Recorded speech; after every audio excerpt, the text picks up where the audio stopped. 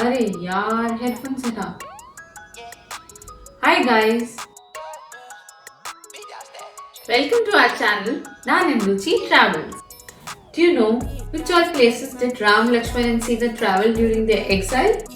अरे उनका भी travel channel था. Let's see why 1.25 billion people of India celebrate Diwali.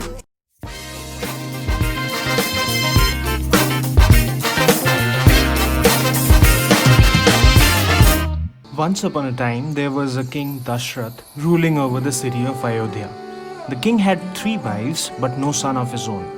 So, on an advice, he made a fire sacrifice and had 4 sons. Rama from Kaushalya, who later married Sita from Janaka's bow competition, Lakshman and Shatrughan from Sumitra, and Bharata from Kaikeyi. Since Rama was the first in line to become king, this did not go well with Kaikeyi's maid Manthara. So Manthara poisoned Kaikeyi's mind to ask for 2 boons from King Dashratha, which Kaikeyi had got from King Dashratha as once she had saved his life. The first boon was to make Bharata the king, and the second one was to send Ram to forest for over 14 years. As a result, the king was forced to send them for 14 years to the forest. Although Bharat was made the king, he reluctantly agreed to rule until Rama came back. The rest story is about 14 years of Ram, Sita and Lakshman's journey in the forest, where they travelled all the way to Lanka. But why? One day, Suparnkha, a she-demon, wanted to marry Lord Ram, but she was refused by Lord Ram. As a result, she asked her brother, the king of Lanka, that is Ravana, to punish Ram. In the process, King Ravan sent his uncle Marich to punish Ram, and he went himself to kidnap Sita. Marich was unsuccessful but not Ravan, and Sita got kidnapped. Rest of the story was all about how Lord Ram, with help of the monkey army of Lord Hanuman, was able to cross over to Lanka and defeat Ravana and come back to Ayodhya. The first step is cleaning, and it starts with cleaning of our houses. This step has a very deep meaning to the harmonical existence of human presence in a society. So cleaning does not refer to only houses but our hearts as well. Metaphorically speaking, to remove all the hatred and guilt towards your loving ones, if any, that exist. The second step is shopping, the word which brings smile to many faces, especially women. With this second step, the feeling of festivity becomes more real. Usually people buy new clothes and ornaments which are considered auspicious. The third step is decoration. So decoration brings an artist out of a person. The more nature-friendly way of decorating our houses is by lighting the diyas or candles and by doing rangoli with powdered color and flowers. A diya or candle symbolizes a ray of hope, defeating the darkness and looking for a bright future. The next step is food preparation. A happy meal can change your mood or maybe your entire day as well. Here I am talking about sweets, dessert or nak dish. Various sweets are prepared at home by mothers such as kaju katli or gulab jamuns. However, if you are short on time, you can easily buy these sweets at any Indian store nearby you. The fifth step is puja. It is a sacred ceremony which is performed by all family members together on the evening of Diwali. 3 main deities are worshipped on this day. The first we start with worshipping Lord Ganesha, also known as Vignaharta. Vignaharta means a power that takes away all the obstacles in our life. The next is Goddess Lakshmi. Goddess Lakshmi is a symbol of money and wealth, which need not to explain brings illusionary happiness in all our lives.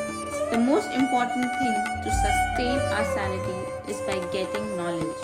And the third goddess to worship this is Goddess Saraswati, who blesses us with all the knowledge and wisdom.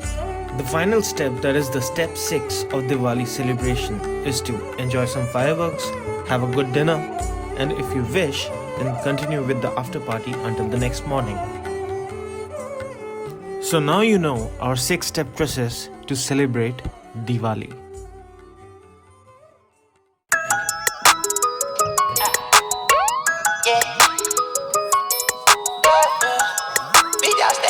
Well, glad you liked the story so far. This story can be represented in many different ways, like it can have many meanings, but that's not what I want really. I want to show you what my takeaways were from this particular story. Of course, the story can have different meaning for different people, but this is my takeaway. Everything happens for a reason. So when Ram went to exile, there are three different factors which says that what could have been the reason that he went. One, he was an incarnation of Lord Vishnu and he wanted to fight the demons, and that is why he went. So that was one reason. The second one was Kaikeyi's son Bharat had to be the king. That's as per Kaikeyi's wish, and so Ram had to go to forest because of that. And third one was that Ram, in order to be the perfect Dharma king, had to spend 4 years in away from his kingdom, 4 years with animals and birds, and 6 years as a sannyasi. So these were the three reasons, but whatever may be the reason in this case, what I wanted to tell you is everything happens for a reason, and this reason could be anything. You probably would not know this at the beginning, but later down the line, you would definitely know it. The second one is remain humble forever.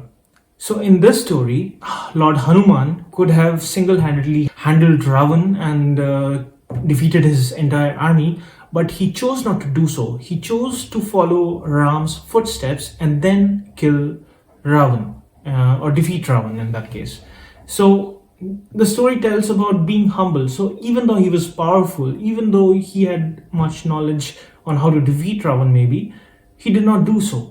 So even in similarly in our lives, no matter how much knowledgeable, no matter how much powerful we are, we need to stay humble, and that's very important to stay in the society, because the moment you become not humble, people will throw you off from who you are and they won't love you for sure.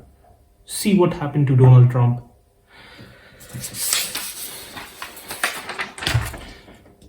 The last one is expect the unexpected. Well, in expect the unexpected, I can say so that when I did not say it in the story, but this is what happened.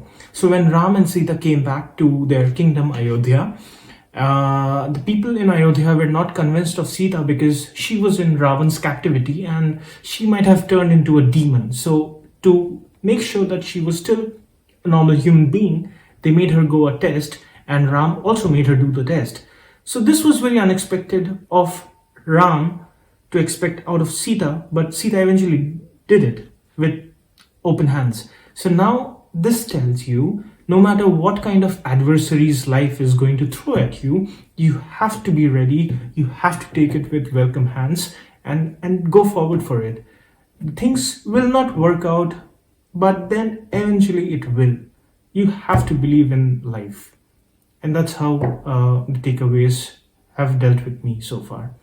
So these are my 3 takeaways, and it was very nice and very, motivating for me to work on this subject. And I hope you liked the video. And without going further, happy Diwali, guys. Enjoy, have fun, be with your family. If you're not like me, do WhatsApp and enjoy, eat good food, and just be positive, and things will turn out good. Try with a we went out there. Yeah, yeah, yeah.